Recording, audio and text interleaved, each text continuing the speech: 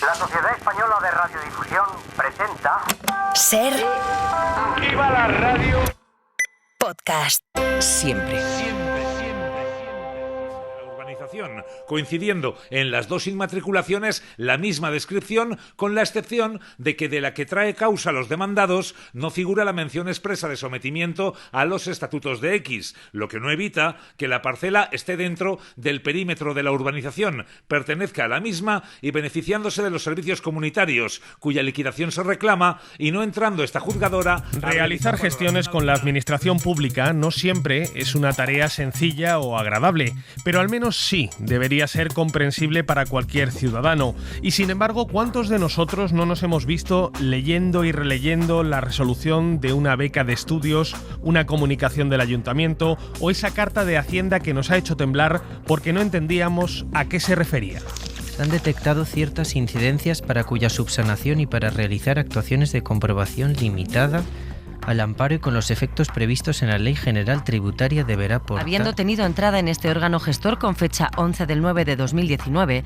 la solicitud de subvención regulada en la orden de la Consejería de Empleo, Formación y Trabajo Autónomo de 27 de junio de 2019, por la que se establecen las bases reguladoras del Programa de Estímulo a la Creación y Consolidación del Trabajo Autónomo. Estas lesiones descritas precisaron para lograr la estabilización lesional, curación, además de la primera asistencia facultativa de tratamiento médico o quirúrgico especializado. Concluido el proceso de mediación con acuerdo de reparación, se convocó a las partes a juicio. Según un estudio publicado en 2022 por la consultora Prodigioso Volcán, casi 8 de cada 10 textos administrativos analizados no son claros, siendo los más complejos los que explican cómo solicitar una ayuda pública, una beca o una subvención. Acabar con estos galimatías es uno de los objetivos que se ha marcado la Red Panhispánica del Lenguaje Claro, impulsada por la Real Academia Española. Su presidente, Santiago Muñoz Machado, explicaba esta semana así el origen de este reclamo ciudadano. Se tiene por cierto que la pacífica y persistente rebelión contra las notificaciones ininteligibles empezó en el ámbito del consumo. Seguramente un día en que un ciudadano tomó alimentos o medicamentos inadecuados porque la información sobre su caducidad no era fácilmente comprensible. Estrella Montolío es catedrática de Lengua Española en la Universidad de Barcelona, directora de la Cátedra Universidad de Barcelona, Diputación de Barcelona de Comunicación Clara aplicada a las administraciones y coautora del libro El Derecho a Entender, publicado en Editorial Catarata. Estrella, ¿qué tal? Bienvenida a Código de Barras. Pues nada, muy contenta de estar aquí con vosotros para compartir unos minutos. Gracias. Y nosotros de tenerte hoy en el programa. Estrella, ¿cómo de incomprensible es el lenguaje administrativo en España y qué implicaciones tiene esto para los ciudadanos? Bueno, el cómo de incomprensible me parece que ha quedado suficientemente ilustrado en los ejemplos que hemos escuchado y creo que todos nuestros oyentes han tenido experiencia, y la siguen teniendo, directa de cómo de ininteligible y antipático en muchas ocasiones es el lenguaje administrativo. Esto tiene consecuencias enormes de todo tipo. Por ejemplo, consecuencias emocionales, porque intentamos solventar nuestra relación con la administración de una manera ágil y eso es imposible. Hemos de invertir mucho tiempo. Solo al recibir una notificación ya nos irritamos pensando en cuántos pasos vamos a tener que hacer. Significa también que muchos ciudadanos se ven obligados a buscar una especie de traductor, ¿no? Una especie de primo zumosol entre la administración y ellos, que son los gestores, los sobrinos que estudian Derecho, los amigos que entienden del tema, etcétera. Y significa una desconfianza ciudadana hacia las instituciones que no entiende. Es decir, que tiene efectos sociales y tiene efectos económicos no menores. De hecho, hay países que están iniciando investigaciones que quieren medir cuánto cuesta para un país el hecho de que los ciudadanos tengan que pedirse horas de permiso, salir de su lugar de trabajo para ir a solucionar gestiones personalmente que deseablemente deberían poderse solucionar a través de las páginas web, por ejemplo. Estrella, en un tiempo en el que la administración pública se digitaliza y en el que las gestiones las realizamos cada vez más de manera telemática, ¿corremos mayor riesgo de que la jerga enrevesada de la administración obstaculice aún más la comunicación con la ciudadanía? Sí, exacto. Has dado en el clavo. Es decir, Desde las instituciones se ha presentado la digitalización de la administración como una especie de solución milagrosa que por sí misma lo iba a solucionar todo. Pero esto no es así, porque una digitalización solvente tiene que ir acompañada de una reflexión comunicativa muy profunda, primero, de cuál es el estilo adecuado conversacional que se usa en una pantalla, y estudios de usabilidad, cómo tenemos que guiar al usuario a través de una serie de procesos web para que no se nos pierda en mitad del procedimiento, como nos ocurre a todos nosotros en este momento. Es decir, que efectivamente la digitalización no solo no ha ayudado mucho, sino que ha ensanchado la brecha existente entre la administración y los ciudadanos.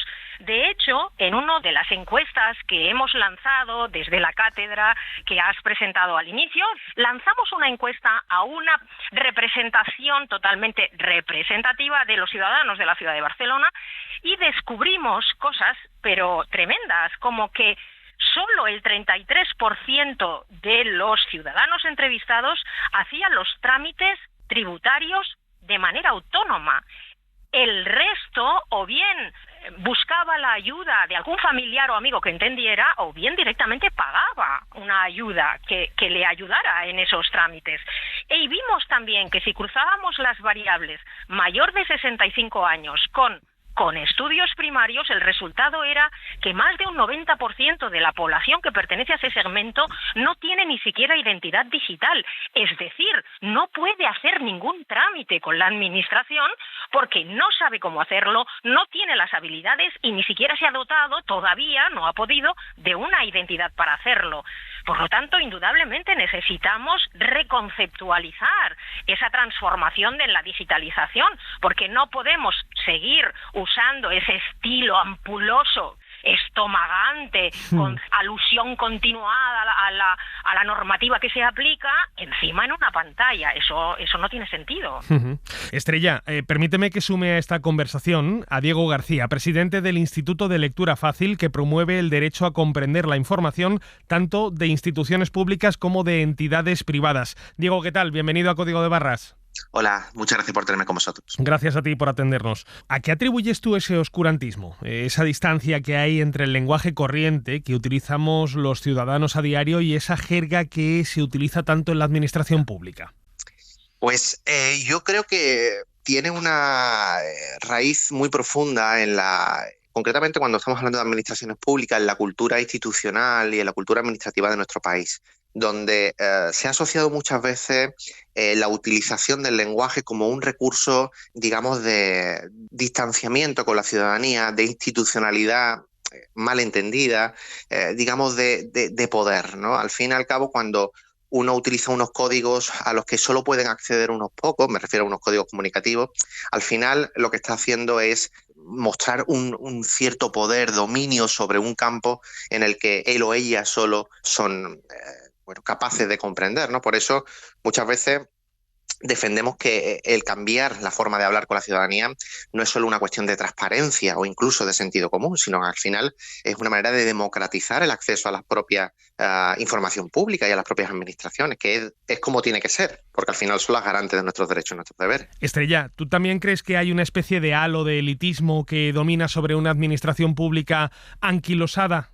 Yo creo que esto, de verdad, después de trabajar en colaborando, asesorando a muchas administraciones, creo que es minoritario. Creo que lo que hay más bien es un desconocimiento de cómo hacerlo de manera alternativa, porque algo que tenemos que tener claro es que no es tan fácil escribir de manera clara. Escribir de manera clara es muy difícil, porque significa planificar mucho antes de empezar a escribir y significa que escribes a partir de tener el destinatario en el centro de tu comunicación. No qué es lo que me interesa a mí decir, sino qué es lo que le interesa a esta persona recibir y cuáles son exactamente los pasos que ha de hacer a continuación. Esa transformación comunicativa no es fácil, es decir, si dejamos al personal de la administración o al personal de las empresas sin la asesoría y la formación debidas sobre cómo hacer las cosas de manera alternativa, no va a haber cambio posible. En el mejor de los casos, decíamos, se crea ese sentimiento de distancia, de desafección o incluso desconfianza con la administración, pero, Diego, hay casos en los que no entender lo que uno está firmando o la notificación que le llega a casa puede tener implicaciones mucho más graves. Pienso, por ejemplo, en el caso de las preferentes. Por supuesto, es decir, realmente las verdaderas consecuencias, graves consecuencias que tienen para el conjunto de la ciudadanía, para el conjunto de los consumidores en nuestro país, es cuando este tipo de situaciones llevan a juicio por diferentes cuestiones, como pueden ser las preferentes, como pueden ser aquellos contratos de seguro, de hipoteca, de banco, de productos financieros, que se firman sin poder entender lo que estamos firmando y delegando esa confianza a una persona que tenemos enfrente, que supuestamente nos tiene que informar, adaptar o traducir esa información que nosotros de manera autónoma tenemos el derecho de poder entender. Y eso nos ha llevado en este país a muchos problemas, como tú bien dices, de las preferentes o incluso a nivel judicial, problemas de incomprensión de ciertas cuestiones, de que una persona, por ejemplo, cuando se ve inmersa en un proceso judicial, ya sea como autor o como víctima de, por ejemplo, un delito, el no entender cuáles son sus derechos en el proceso judicial mismo le va a perjudicar de manera injusta solo por el mero hecho de no entender qué es lo que está ocurriendo o cuáles son los derechos, cuáles son las vías que tiene esa persona para poder andar por ese proceso. Ya. Estrella, incluso una lingüista como tú, que además tiene un manejo del vocabulario fantástico, ¿tiene problemas para entender una factura de la luz, una declaración de Hacienda o el seguro que está contratando? Pero por supuesto, yo siempre es el ejemplo cuando trabajo con ellos y también con la Administración de Justicia, les digo, pero ¿ustedes qué creen? ¿Que solo no entienden las personas que han tenido un escasísimo contacto con la escuela? No. Vamos a imaginarnos a una cirujana cardiovascular. Vamos a imaginarnos a un físico del cosmos, gente de altísimo nivel, gente con muchísima formación.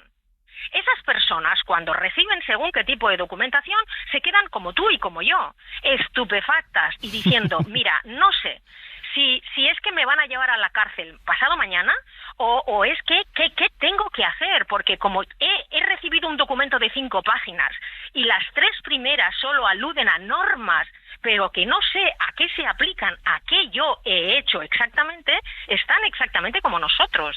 De hecho, esto, de algún modo, toda la población es vulnerable, y nos incluimos tú y yo, ante los documentos de la Administración. No solo la gente con escasos estudios o la gente que viene de otras lenguas maternas y domina el español de manera deficiente, o la gente que tiene dificultades cognitivas, o la gente que es muy, muy joven, los adolescentes, los niños. No. Todos nosotros somos vulnerables delante de la Administración y delante de esos documentos de organismos que escriben en corporativez, ¿no? o en burocratés, y que por lo tanto no entendemos.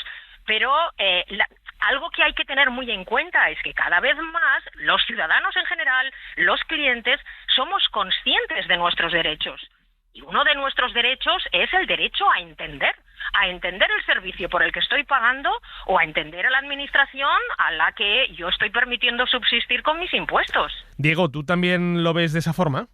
Pues yo creo que, digamos, la falta de claridad en el lenguaje es un virus que afecta a toda la población independientemente de las condiciones que cada uno de nosotros y nosotras tengamos de manera previa. Es decir, a todos nosotros nos ha llegado una carta de la agencia tributaria, de la seguridad social, de nuestro propio ayuntamiento, de la ciudad o el pueblo donde vivamos, y hemos sentido ese pavor y ese miedo al abrir esa carta, que además se duplica cuando terminamos de leer el contenido de la misma, porque la inseguridad se aumenta al no entender absolutamente nada. Nosotros, en muchas charlas que damos, las comienza dando un catedrático universitario, poniendo un ejemplo, y es que tiembla cada vez que tiene que hacer la declaración de la renta todos los años, y es una persona con los estudios, digamos, de las cotas más altas que tenemos en este país, ¿no? Como puede ser catedrático de universidad, ¿no?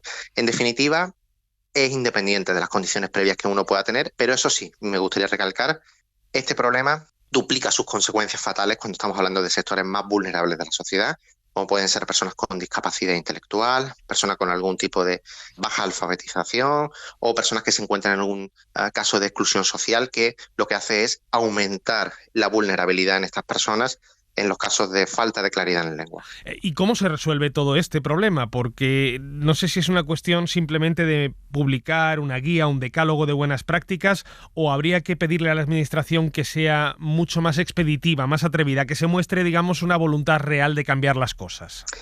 Y yo diría que la solución es voluntad, principalmente. Voluntad política de cambiar una cultura arraigada, que cuesta mucho cambiar, y además en instituciones muy antiguas que son muy resistentes al cambio en general, ¿no? Al cambio en la organización, en el cambio en las maneras de proceder, de hacer las cosas. La voluntad es el primero de los pasos que se tiene que dar. Esta convención que se ha desarrollado estos días en Madrid es el primer paso para mostrar esa voluntad. Es cierto que no es suficiente. De hecho, tú me decías si esto digamos algo más simbólico y se tiene que acudir a medidas más prácticas. Sí, yo lo pienso, ¿no? Y nuestra administración, a nivel de Administración General del Estado y algunas comunidades autónomas, incluso administraciones locales, ya están dando pasos paralelamente a este tipo de foros, porque en nuestro país ha habido un cambio legislativo muy recientemente, donde se ha empezado a prestar atención a este tipo de cuestiones. No es hasta el año pasado, el año 2022, donde por fin se aprueba una ley de accesibilidad cognitiva, que es, digamos, el marco donde se mueve el lenguaje claro, la lectura fácil y demás, donde por primera vez a nivel legislativo en este país se presta atención a este tipo de cuestiones, y fue el año 2022, o sea que vamos tarde, pero bueno, mejor tarde que nunca. Pues Diego García, presidente del Instituto de Lectura Fácil, gracias por haberte pasado por Código de Barras hoy.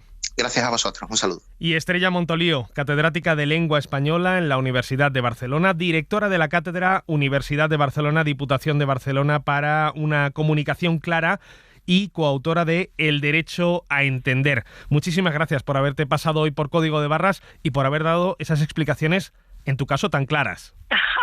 Muchas gracias a vosotros por darnos esta oportunidad de explicarnos y por ocuparos del tema. Que tengas buen día, Estrella. Igualmente. Estrella, por cierto, no lo hemos dicho, es una de las expertas que ha participado en la primera convención sobre el lenguaje claro que se ha celebrado hace pocos días en Madrid. Una cita de la que ha salido un borrador, el de la primera guía panhispánica de lenguaje claro y accesible. Una especie de decálogo de recomendaciones que invitan a las autoridades a primar las frases cortas, a evitar los gerundios innecesarios y las oraciones pasivas, a usar párrafos cortos y a no introducir incisos ni redactar presuposiciones en los documentos públicos. En fin, recomendaciones con las que los académicos tratan de orientar a las administraciones para que simplifiquen la forma en la que se comunican con la ciudadanía, para que sean más accesibles, en fin, para que nuestro compañero Brian Pérez no siga sufriendo, como todos nosotros, cada vez que le toque descifrar lo que le cuenta esa carta de Hacienda. En concreto, en el desarrollo del procedimiento ostentará los derechos y tendrá las obligaciones que se le informan en el documento adjunto. Yo no entiendo nada. Cadena SER. La radio.